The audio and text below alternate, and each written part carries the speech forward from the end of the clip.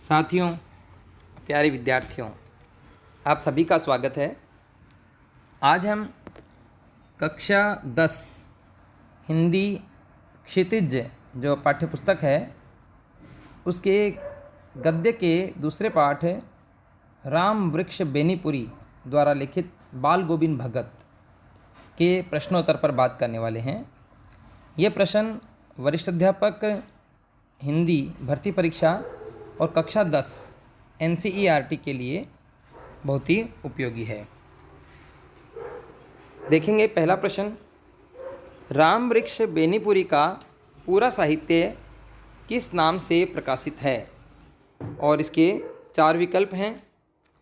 इसमें देखेंगे, पहला विकल्प है बेनीपुरी ग्रंथावली, दूसरा बेनीपुरी प्रश्नावली, तीसरा है बेनीपुरी रचनावली और चौथा है बेनीपुरी साहित्य। तो हमारा जो इसमें से जो उत्तर है वो है बेनीपुरी रचनावली। अगला प्रश्न देखेंगे, बेनीपुरी जी का प्रसिद्ध यात्रा वृत्तांत कौन सा है? इसमें 4 विकल्प हैं यात्रा वृत्तांत के। बेनीपुरी जी का प्रसिद्ध यात्रा वृत्तांत कौन सा है? विकल्प देखेंगे, पैरों में पंख बांधकर, एक बूंद सहसा उछली, घुमक्कड़ शास्त्र, चीड़ों पर चांदनी। तो जो बेनीपुरी जी का जो यात्रा वृत्तांत है वो है पैरों में पंख बांधकर। इसके अलावा जो 3 जो यात्रा वृत्तांत हैं पैरों में पंख बांधकर के अलावा एक बूंद सहसा उछली और ये घुमक्कड़ शास्त्र और चीड़ों पर चांदनी, ये तीनों भी यात्रा वृत्तांत ही हैं। एक बूंद सहसा उछली अज्ञे द्वारा रचित है, घुमक्कड़ शास्त्र राहुल सांकृत्यायन द्वारा लिखित है और चीड़ों पर चांदनी निर्मल वर्मा का यात्रा वृत्तांत है। तो आपका जो उत्तर हो जाएगा वो है पैरों में पंख बांधकर, बेनीपुरी जी का यात्रा वृत्तांत है। अगला प्रश्न देखेंगे हम, विशिष्ट शैलीकार होने के कारण बेनीपुरी जी को क्या कहा जाता है? और इसके जो विकल्प हैं, कलम का मजदूर, कलम का सिपाही, कलम का बाजीगर, कलम का जादूगर। तो इसका जो आपका जो उत्तर है वो है कलम का जादूगर। देखो, कलम का मजदूर प्रेमचंद की एक जीवनी है जो मदन गोपाल ने लिखी। कलम का सिपाही भी प्रेमचंद की ही एक जीवनी है जो उनके पुत्र अमृत राय ने लिखी।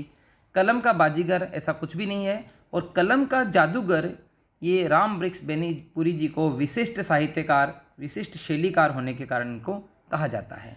अगला प्रश्न देखेंगे हम, बेनीपुरी रचनावली कितने खंडों में प्रकाशित है? बेनीपुरी रचनावली कितने खंडों में प्रकाशित है?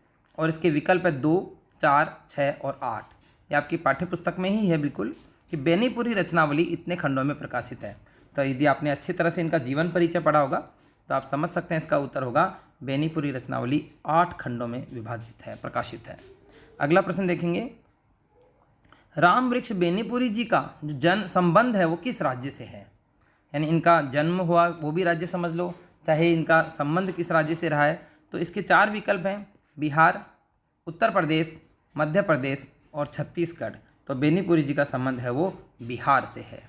अगला प्रश्न देखेंगे, कौन सी रचना राम वृक्ष बेनीपुरी की नहीं है? कौन सी रचना राम वृक्ष बेनीपुरी की नहीं है? इसमें 4 विकल्प देखेंगे, माटी की मूर्तें, गेहूं और गुलाब, खूंटियों पर टंगे लोग, जंजीर और दीवारें। 4 विकल्प हैं। तो इनमें से जो राम वृक्ष बेनीपुरी जी की रचना नहीं है वो है खूंटियों पर टंगे लोग। खूंटियों पर टंगे लोग जो रचना है वो सर्वेश्वर दयाल सक्सेना द्वारा रचित है। अगला प्रश्न देखेंगे इसमें, अब आपके पाठ से संबंधित देखो, पुस्तक में जो आपकी क्षितिज जो पुस्तक है उसमें संकलित पाठ है बाल गोविंद भगत, इसकी विधा कौन सी है? और इसके 4 विकल्प हैं, संस्मरण, रेखा चित्र, निबंध और कहानी। तो बाल गोविंद भगत जो आपके है वो है रेखा चित्र। बाल गोविंद भगत रेखा चित्र है। ये बचपन की यादों से जुड़ा हुआ होता है और जिसमें पाठक या लेखक खुद शामिल नहीं होता है। अगला प्रश्न देखेंगे, बाल गोविंद भगत किस प्रसिद्ध भक्तिकालीन कवि के गीतों को गाया करते थे? ये आपके पाठ में ही है कि बाल गोविंद भगत कौन से एक भक्तिकालीन कवि हैं जिनके गीतों को गाया करते थे। और बहुत ही सरल प्रश्न है। इसमें 4 विकल्प हैं, कबीर, सूरदास, तुलसीदास और रहीम। तो ये किसके गीतों को गाते थे? ये कबीर के गीतों को गाया करते थे। अगला प्रश्न देखेंगे, पाठ के अनुसार बाल गोविंद भगत की उम्र कितनी है? ये बाल गोविंद भगत की उम्र कितनी थी? 50 से ऊपर, 60 से ऊपर, 70 से ऊपर, 75 से ऊपर।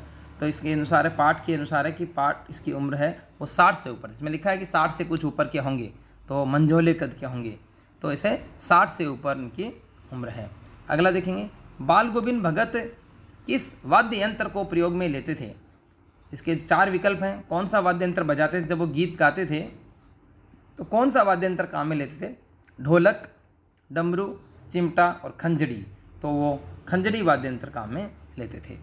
अगला प्रश्न देखेंगे, बाल गोविंद भगत के गीतों में, ये यहाँ पे भी गोविंद गया है, तो बाल गोविंद भगत के जो गीत हैं उनमें कौन सा भाव व्यक्त होता है? किस प्रकार का भाव व्यक्त होता है? ईश्वर भक्ति का, विरह का, मिलन का, प्रेम का। तो बाल गोविंद भगत जो थे, नाम से अब देखें भगत यानी भक्त, और उसमें भाव कौन सा है? ईश्वर भक्ति का। अगला प्रश्न देखेंगे, बाल गोविंद भगत के गांव से गंगा कितनी दूरी पर स्थित है? यानी इसमें आया भी है कि वो गंगा स्नान के लिए हर वर्ष जाते थे। तो बाल गोविंद भगत के गांव से गंगा कितनी दूरी पर स्थित है? 20 कोस, 30 कोस, 40 कोस और 50 कोस। ये भी कोस रहेगा, यहाँ पर कोस नहीं है, कोस। तो ये इसका जो उत्तर रहेगा वो है 30 कोस। उनके गांव से गंगा जो है वो 30 कोस की दूरी पर है। अगला प्रश्न देखेंगे, बाल गोविंद भगत कबीर को क्या मानते थे? वो कबीर के अनुयायी थे, कबीर पंथी मठ में जाते रहते थे, कबीर के गीतों को गाया करते थे। तो कबीर को मानते क्या थे? गुरु, मालिक, भगवान, साहब। तो वे कबीर को क्या मानते थे? तो पाठ में अगर आपने पढ़ा होगा तो कबीर को साहब मानते थे। इसके बाद में अगला जो प्रश्न देखेंगे, बाल गोविंद भगत अपनी फसल को खेत से सबसे पहले कहाँ ले जाते थे? और इसके 4 विकल्प हैं। अपनी खेत में जो फसल होती थी उसको सबसे पहले कहाँ पर लेकर जाते थे? मंदिर में, मस्जिद में, जमींदार के पास, कबीर पंथी मठ में। तो बाल गोविंद भगत अपनी फसल को सबसे पहले कहाँ लेकर जाते थे? वो ले जाते थे कबीर पंथी मठ में लेकर जाते थे, और वहाँ से जो प्रसाद स्वरूप उनको वापस मिलता था उसी से वो अपना वर्ष पर्यंत अपना गुजारा करते थे। अगला देखेंगे, अगला प्रश्न, तेरी गठरी में लागा चोर मुसाफिर जाग जरा। तेरी गठरी में लागा चोर मुसाफिर जाग जरा, इस पंक्ति में जो मुसाफिर शब्द आया है वो किसके लिए आया है?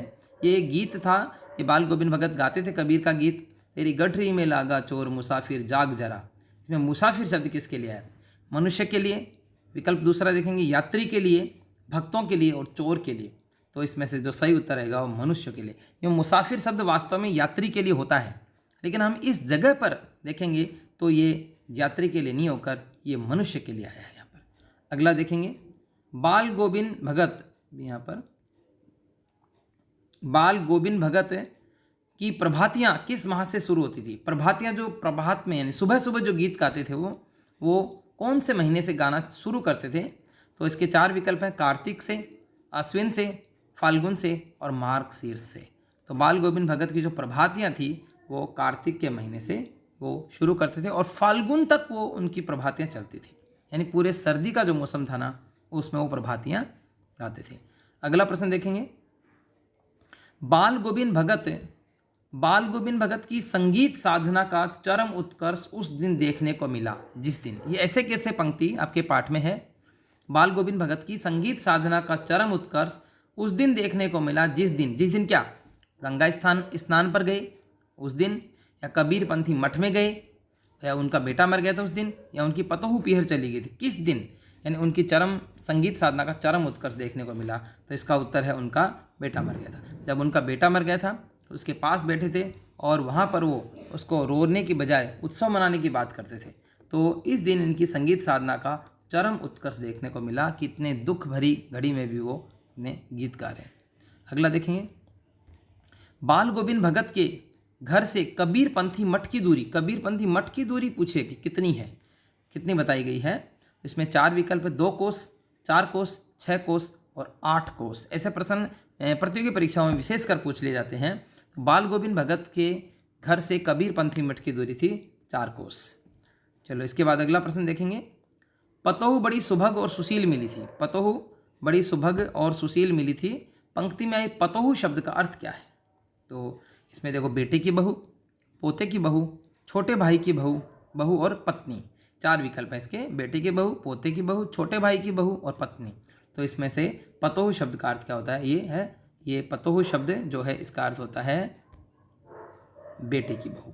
तो बेटे की बहू को पतोहू कहते हैं, कहीं पोते की बहू हम गलती से न कर दें, ये हमें ध्यान रखना। अगला और अंतिम प्रश्न देखेंगे आज के इस वीडियो का। पाठ में आए लोही शब्द का अर्थ है प्रातःकाल की लालिमा, खेत में धान की खेती, बाल गोविंद भगत का वाद्य यंत्र, बाल गोविंद भगत के बेटे का अंतिम संस्कार। तो लोही शब्द का अर्थ क्या है, लोही शब्द का अर्थ है प्रातःकाल की लालिमा। तो आज अपने 20 प्रश्न देखें, इनको अच्छे से देखें और कोशिश करें कि आपको ये जो पाठ है वो अच्छे से आने लग जाए।